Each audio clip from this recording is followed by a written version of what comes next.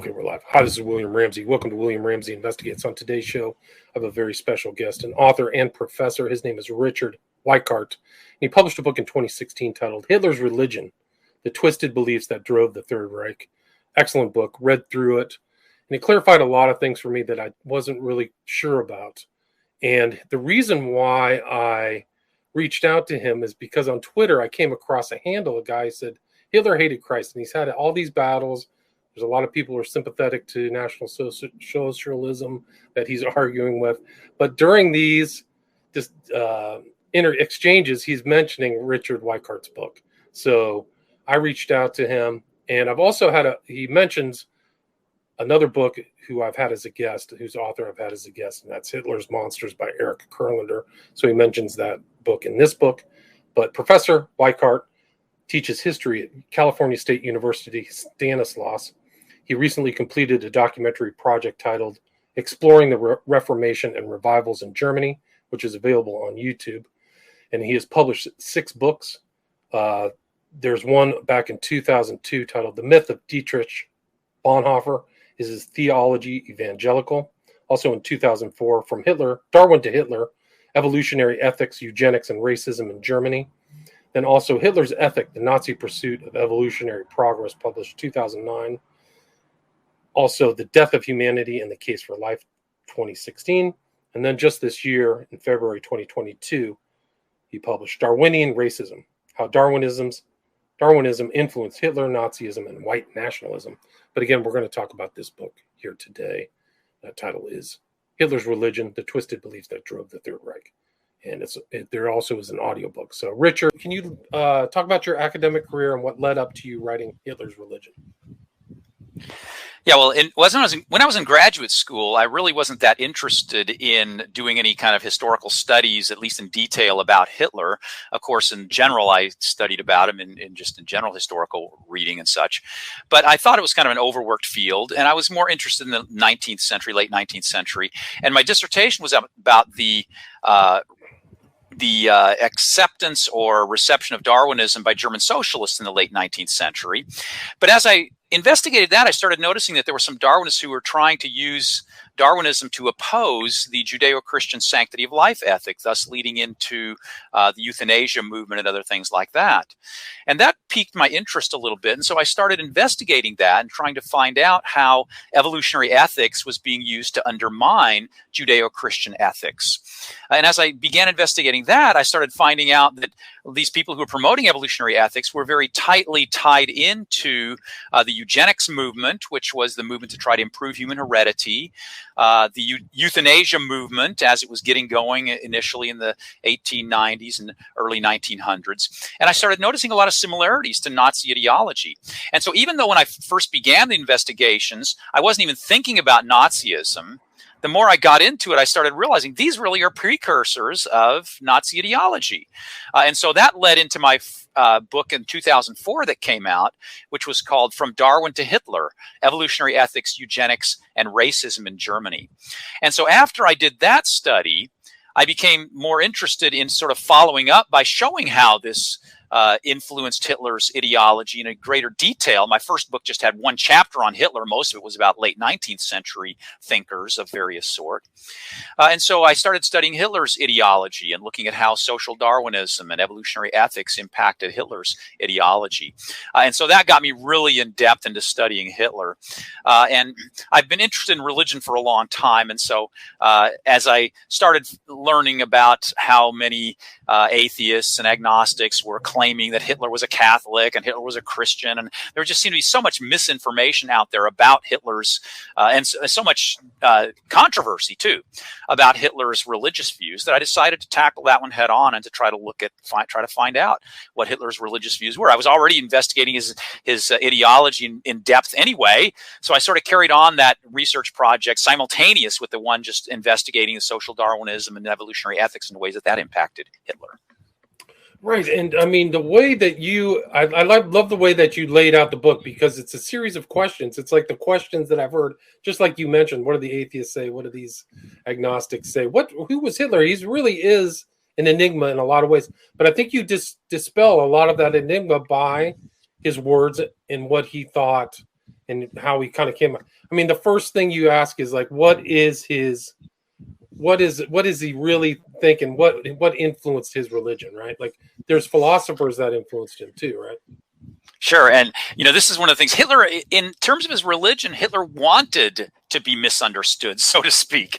I mean, he in Mein Kampf, he wrote in one passage about how it was a mistake politically to attack Christianity. And so he didn't want people to really know where he stood religiously, because he thought it served a political purpose to keep that in the background, especially since his own views were at variance with most Germans who at least had some kind of nominal affiliation with Christianity. He also, by the way, nominally was affiliated with Christianity, but that's only because in Germany, and as well as Austria, where he grew up, you're automatically a member of whatever church you are baptized in and confirmed in, unless you go down to the city hall and withdraw from that church organization or whatever. So Hitler was officially a Catholic, and he remained officially a Catholic till the day he died, just like many other Germans. There were a lot of other, in fact, atheists and agnostics who themselves just didn't bother to deregister with the churches, just like Hitler didn't. But Hitler didn't do it for political purposes. He was trying to maintain a sort of a persona with the people that didn't offend them on religious grounds. And so that's sort of where he's trying to stand. And so when I looked in the book, I tried to focus on the different questions that people have. Was Hitler an atheist? Was Hitler a Christian? Where did he stand on these particular issues? And what I came up, the closest that I could come to, and again, Hitler tries to be something of a chameleon in this respect. He tries to sort of play to his audience a lot of times, which makes it a little more difficult to ferret this out. But if you look at his private statements, and we have, for instance, the various diaries of Rosenberg and Goebbels and other people that tell us what Hitler was telling them. Again, Hitler might have been a chameleon with them too. We got to take that into account. But we also know what he spoke in private in his monologues. We also know what he wrote in Mein Kampf and what he wrote in his speeches. And when you put all of that together, it does seem that the closest religious position that Hitler comes down on is pantheism, the view that nature is God, not that there is a theistic,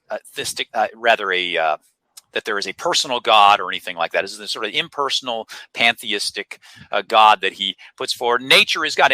And that played into Hitler's ideology very interestingly, because he thought that the laws of nature then were the laws of ethics. And so he thought the most ethical thing you could do was to try to conform to the laws of nature. And one of the laws of nature that was central to his worldview was the Darwinian struggle for existence, that different species are struggling against each other. And when you look within species, that different races were in struggle and competition. And so that was going to reinforce his racist views, which were central to his worldview. Right. And so he had that kind of view. He didn't have a personal kind of God like a Christian or a Protestant would have. It was something to do with nature. Like you write in your book, you love to be outdoors. You spend a lot of time in nature and studying this kind of Darwinian selection view. And that you think was central to his religious outlook, right? Sure. And if you look carefully at the way that he talks about God, so for example, in Mein Kampf, he uses, he talks about God, he uses God language. But if you look interestingly, there's a particular passage, in fact, that a lot of people like to pull out of Mein Kampf to claim, look, Hitler must have been a Christian, because he talks about how in fighting the Jews, he is doing the Lord's work. That's not quite a quote, but that's almost a quotation from Mein Kampf, that by fighting against the Jews, I am doing the Lord's work, Hitler said. And people pull that out and say, see, look, he's drawing on these Christian motifs and believes in God and such. But if you look at the context of that particular passage, he talks about nature and nature's laws immediately before and after this. And so it's clear that really what he's talking about is, when he's talking about doing the Lord's work, he's talking about doing nature's work.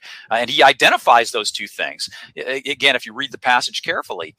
So again, Hitler in this particular passage then identifies God and nature. And this is not the only place. This is not an isolated example. There's many, many times when Hitler identifies God with nature and shows that he thinks they're really one and the same.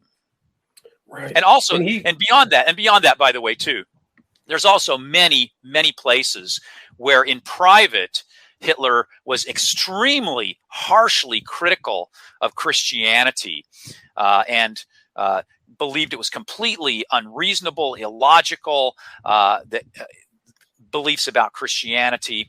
And so it's very clear, too, that Hitler was very anti-Christian in his personal religious outlook.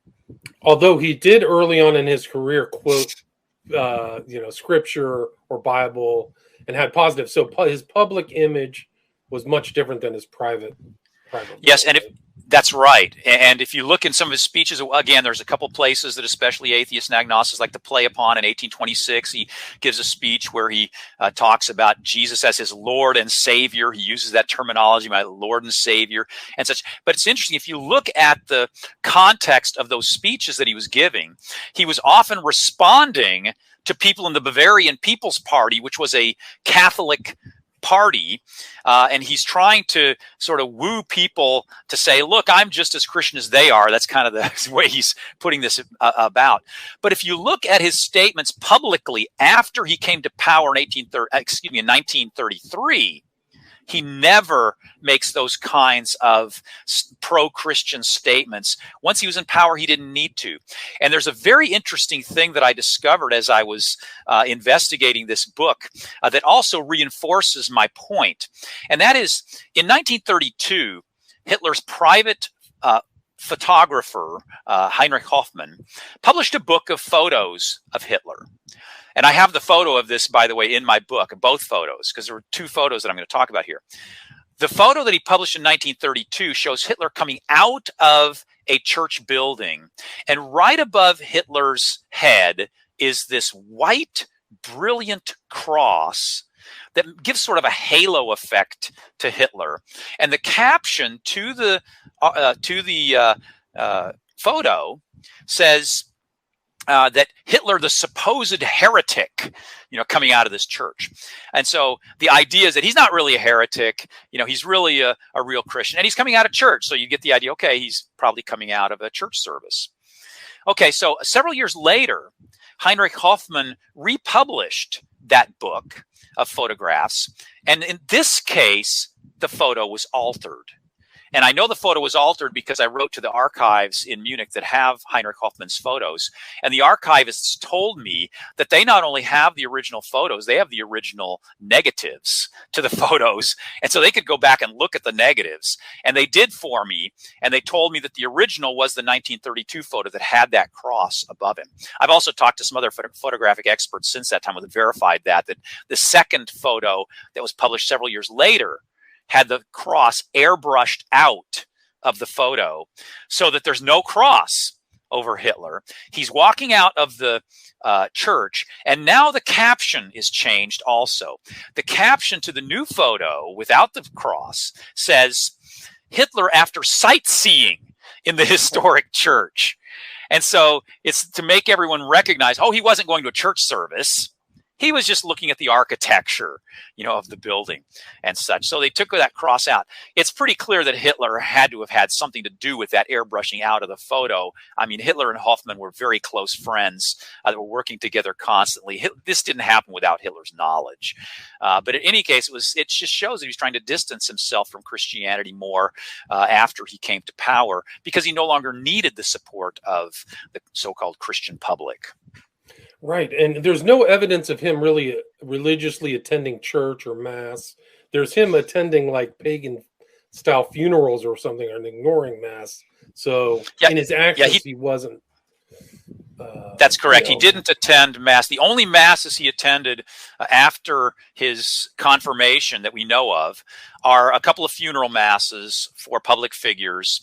He did attend the baptism of one of his colleagues, but other than that, he did not attend any religious services. And in fact, after he came back from a funeral mass, he had some very snide comments that he made to Goebbels that Goebbels records in his diary about Christianity and what he had just observed there.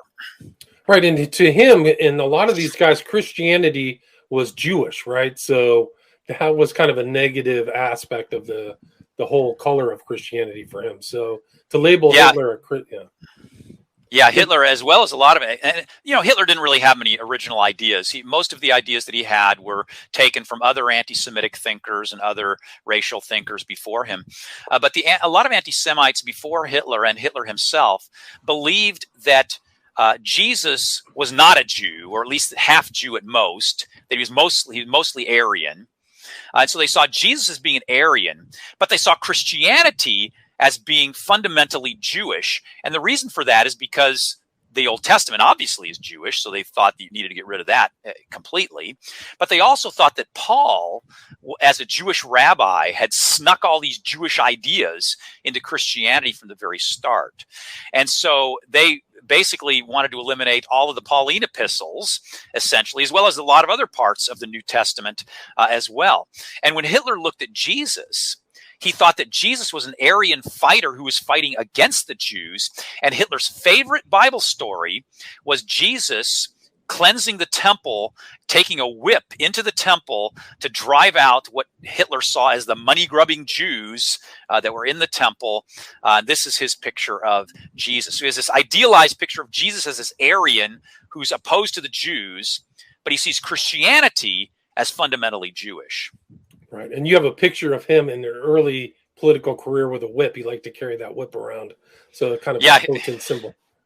Yeah, Hitler himself carried that whip. And I'm not sure if Hitler was trying to do that to emulate Jesus, but I think there may have been that, at least in the back of his mind, thinking that whip was sort of making him sort of on par with what Jesus was doing in driving out the Jews.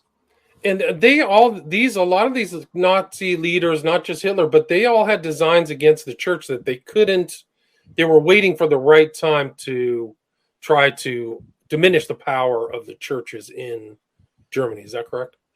That's correct, that most of the Nazi leaders did. Now, there were a few Nazi leaders that did still identify as Christian, and Hitler was fine with that as long as they agreed with everything else in his ideology. Hitler did not demand that his followers abandon Christianity. However, if you look at the people in his close circle, Himmler in 1936 led his SS men to leave the churches and declare themselves to be Gottgläubig, which just meant believers in God, just sort of a generic belief in God instead of being part of the Catholic Church or part of the Protestant Church. Himmler had grown up Catholic, by the way. And if you look at others, Goebbels and Heydrich and others were intensely anti-Christian and were constantly making negative comments about Christianity, especially in private, not as much publicly.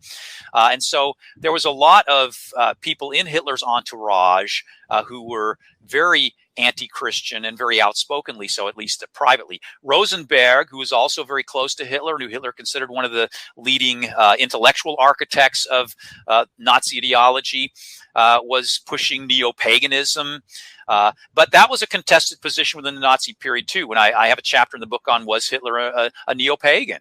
And actually, Hitler, behind Rosenberg's back, criticized neo-paganism and Rosenberg's position in relation to that. So within the Nazi entourage, there was actually a variety of religious positions. Most of it was anti-Christian, but there were some that leaned toward neo-pagan. Himmler was neo-pagan also, and tried to institute all sorts of neo-pagan rites and ceremonies into the SS. And such. But Hitler took more the Goebbels and Heydrich position, which was to reject that altogether, too. And I have in my book, I also discuss the issue of the occult, too, because that's another issue that comes up all the time in relation to Hitler. Was Hitler into the occult? A lot of people think, oh, yeah, he was an occultist.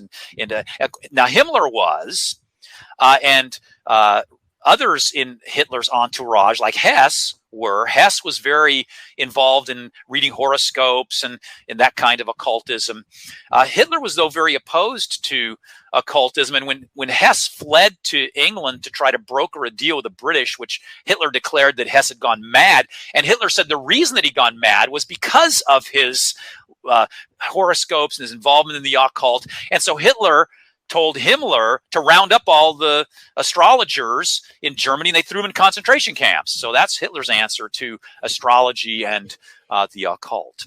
I mean, some people consider that it was a Hess action, right? So it was considered like they were getting rid of kind of the riffraff when they did that, yeah. But so then it got like then Hitler had this kind of there. You talk about pantheism. Mm-hmm. He had some kind of weird pantheistic outlook, right? Isn't that your kind of view? Yeah, I use it. Pantheism is the term I use mostly in the book, which means that nature is God.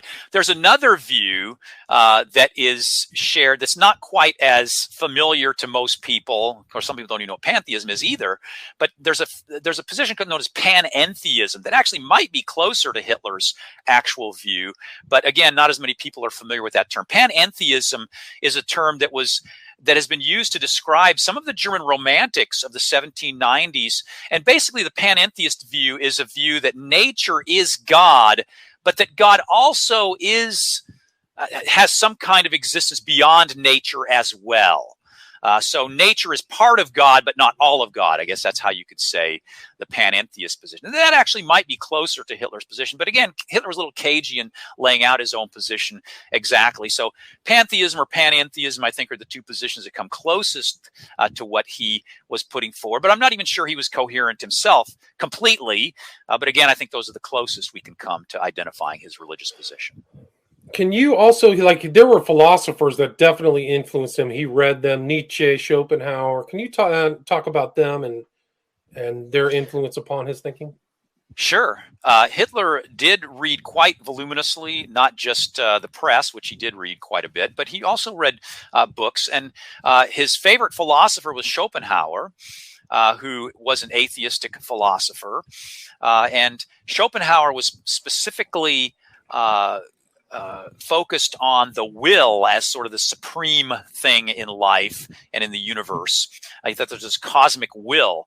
And this is where Hitler is going to get his notion of will. And by the way, Nietzsche was heavily influenced by Schopenhauer as well in his pushing for his ideas about the will to power. And so even though Hitler really adored Schopenhauer, he also was later going to read some of Nietzsche, and he also liked Nietzsche, and he actually contributed money to the Nietzsche archives and such. And there was a famous photograph of Hitler at the Nietzsche archives across from a bust of Nietzsche. I have that photo in my book, again, because Hitler was wanting to be identified with Nietzsche to some degree as the death of God philosopher. Again, Hitler didn't necessarily agree with Nietzsche 100% on everything, but he certainly did agree with his anti-Christian outlook and his focus on the necessary use of the will and will to power. And of course, Hitler was very focused on willpower, and he thought that it was his willpower that was really overcoming everything and, bringing him to power and increasing his power as time went on. So these were just two philosophers. There were a lot of other. Again, Hitler was not an original thinker. But he drew from a wide variety of thinkers, many of them anti-Semitic and racial thinkers of the late 19th century. Houston Stewart Chamberlain is another one that's mentioned very often as being a heavy influence on Hitler. Chamberlain was a racial thinker, but again, Hitler didn't imbibe everything that Chamberlain believed. He sort of pulled from each of these philosophers the things that he liked. In fact, there's actually a very interesting section of Mein Kampf where Hitler talks about how to read a book. And in that section on how to read a book, Hitler basically says the way you read a book is you basically take out the things that agree with what you want, and like, and leave the rest. So Hitler basically did that with his reading. The things that sort of confirmed.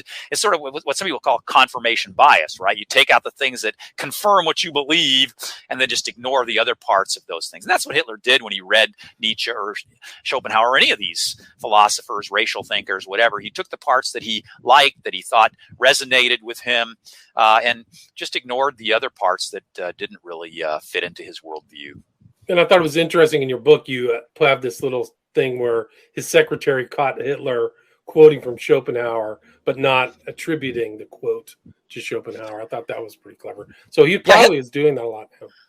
Yeah, Hitler very often would quote from various people, but he hardly ever attributed. And even when he's not quoting directly, Hitler a lot of times was pulling ideas from other people, but he very often did not attribute them. And I think there's actually a political reason for that, that Hitler was not wanting to attribute to other people ideas. He wanted people to think that these were his ideas that were being spawned from his brains and such, and that he was the intellect behind all of this.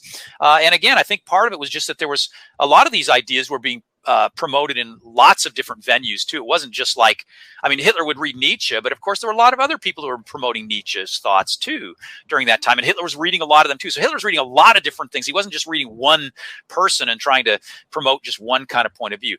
On the other hand, he did, of course, say that he thought highly of Schopenhauer, and he did at various times mention Nietzsche's name and Kant and others, and paid some respect to them. But usually when he's promoting various ideas, whether it be eugenics or racism or, the will to power or anything like that, a lot of times he just spins out the ideas and doesn't say where he got the ideas from. Right, no reference. And there was another important figure, kind of like a Darwinist, was Ernst Haeckel. Can you talk about him and his influence? Yeah, Ernst Haeckel was the leading Darwinist in Germany. He was one of the earliest to promote Darwinism in Germany in the 1860s and 70s and thereafter. He was dead by the time the Nazis came to power, but he was honored by the Nazis in many different respects, and I talk about this in my book. There's been a professor at University of Chicago, Bob Richards, who's disputed that Haeckel was influential on the Nazis, but his position really isn't tenable, especially as I pretty much refuted in Hitler's Religion. But Haeckel believed that because of the Darwinian struggle for existence and because of the evolutionary process, that there was a wide divergence between races. In fact, Haeckel was so racist, even more racist than Darwin. Darwin was racist too. And in my newest book, Darwinian Racism, which just came out this year, I talk about I have one chapter on Darwin's racism. Darwin was racist. He believed there was a wide divergence in intellectual capacities between different races. But Darwin believed that all of the races were still part of one species. Ernst Haeckel, the German Darwinist, did not even believe that humans were part of one species. He said that humans were divided into 10 different species, and he even divided those 10 species into 4 separate genera. So he really was a splitter in thinking about humans, and thus very intensely racist. These racial ideas were going to have a big impact, not just on Hitler, but on the whole German intellectual milieu coming up to Hitler.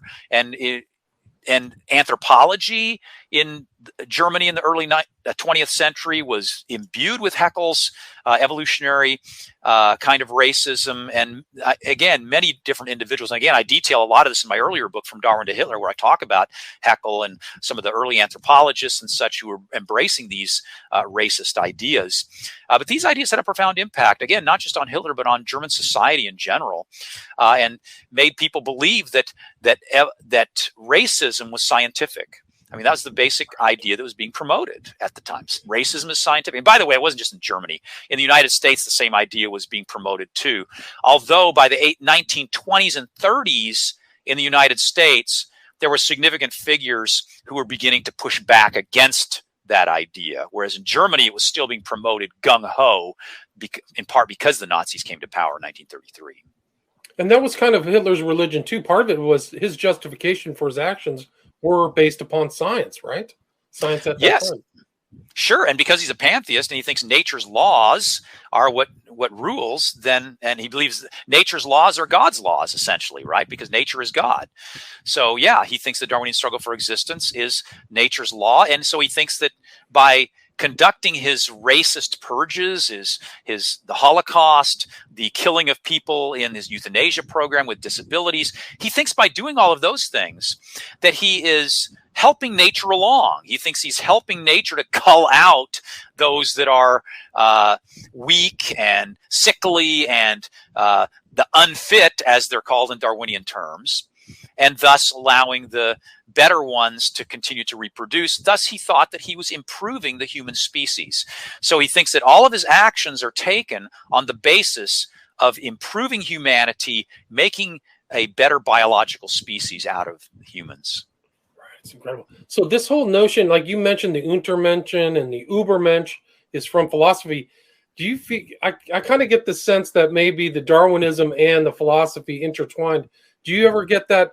Do you have that position, or what are your thoughts on these terms kind of being bandied about in National Socialism?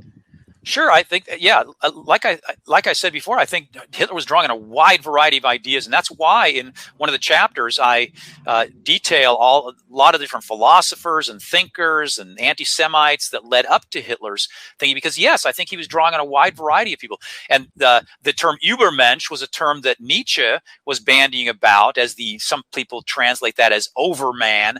I don't know if Nietzsche used the term Untermensch. Off the top of my head, I don't remember, but that would be the flip side, of course, of the Übermensch. The Übermensch, Untermensch is the exact opposite. Übermensch is overman, Untermensch is underman, or we would say the subhuman is how we would translate it typically.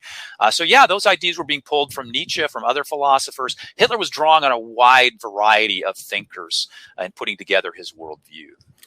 And do you mind talking a little bit about your new book that came out in February, Darwinian Racism? I mean, we've covered a little bit of the topics, but what could people expect? Because you bring in white nationalism. So do you see correlation between Hitler's thinking and Nazism and things that are happening today around the world? Okay, yeah. In this new book called Darwinian Racism, How Darwinism Influenced Hitler, Nazism, and White Nationalism, I spend the first chapter talking about Darwin and his racist views, but then most of the book is looking at how the Nazis were using Darwinism to promote their racist ideas during the time of the Third Reich. The last chapter, however, is on white nationalists today, and many of them are overtly drawing on Nazi ideology. Some of them consider themselves neo-Nazis and such. So many of them are drawing very forthrightly on Hitler's ideology, so it's not surprising that they're drawing on the Darwinian fund that he had.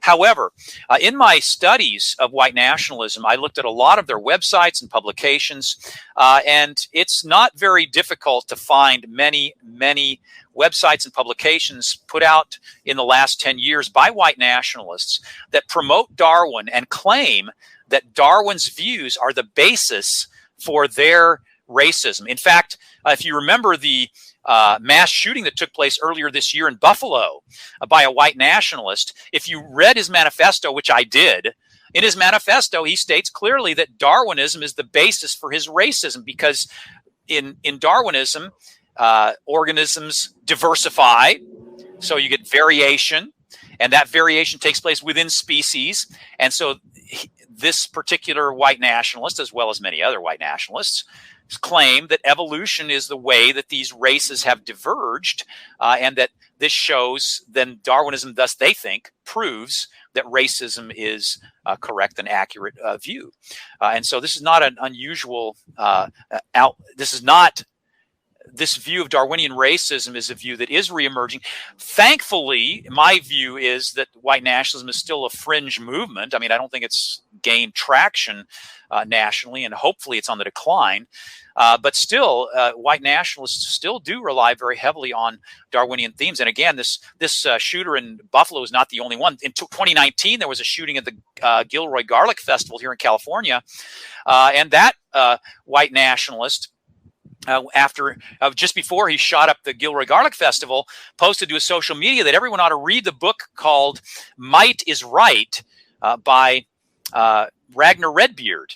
And that's a book that was written in the 1890s, but it's reemerged very popularly since the 1970s. Actually, the writer of the Satanic Bible, Anton LaVey, popularized Ragnar Redbeard's work, Might is Right, and it's become very popular within white nationalist circles today. And so he said to read that, if you read the book, the subtitle is Survival of the Fittest. And the Darwinian themes are just woven throughout the book. Now, there's also a lot of Nietzschean themes. It's not just Darwinism. It's also Nietzsche. There's other things in it. But clearly, social Darwinism is a very prominent theme within that book. And this book is, by the way, being peddled on white nationalist websites, either selling it or there's actually PDFs available of it on white nationalist websites. So the Darwinian theme is very prominent within white nationalism today as well. Right, and that's Hitler. Kampf is struggle. It's just we're all in a struggle. You can't get. That's Hitler's speeches. That was the theme I was reading through in your book. You can't give up the struggle. Anybody who gives up the struggle dies. Like, it's just all there, and it's still around. These ideas are still around, even in white nationalism. It's amazing. But Professor, we are at about the 45-minute mark. Is there anything? There's an audio version of this book too. Is there anything you'd like to add, or anything I missed before we wrap this up? No, I think you hit most of the points there. And again, it's frightening that there are still some people believing these things. Again, I hope they're on the decline. It seemed like there's a little bit of an upsurge maybe 5 to 6, 8 years ago. I'm hoping that we're declining now. I don't know that's the case, but I'm hopeful that that's happening. These ideas still, unfortunately, are resonating with a small fringe of people who want to follow in Nazis' ways and racially divide the country and see people as racially superior and racially inferior. Right. Yeah, it's a dangerous worldview. I think this book shows that. Where's the best place for people to get Hitler's Religion? Yeah, they can get it on any of the major booksellers, Amazon, Barnes & Noble, all have it available. So online booksellers. Where's your social media? Do you have a website, or can people reach out to you if they have any additional questions? They can go to my Discovery Institute, discovery.org has some websites that are related to me. One's darwintohitler.com, which is about my earlier book. And then they have a new one on darwinianracism.com also about my newest book that's published by Discovery Press. I also have my university website, so you can go to my university website and get my email or contact information there if you're interested in getting in contact with me. And then it's Richard Weikart, last name spelled Weikart. Oh, yeah, and I forgot to tell. I don't know if we said what my university was. I'm at California State University, Stanislaus. I thought I mentioned that in the intro. Yeah, you may have. I don't remember. It's okay. California State University, Stanislaus, Richard Weikart, and the book we talked about today. Excellent book. Really, I learned so much reading this book. So I'm really delighted you wrote it. Title is Hitler's Religion, The Twisted Beliefs That Drove the Third Reich, published 2016. Author and professor is Richard Weikart. Thank you so much for your time. Thanks for having me. All right, cool. Stay there.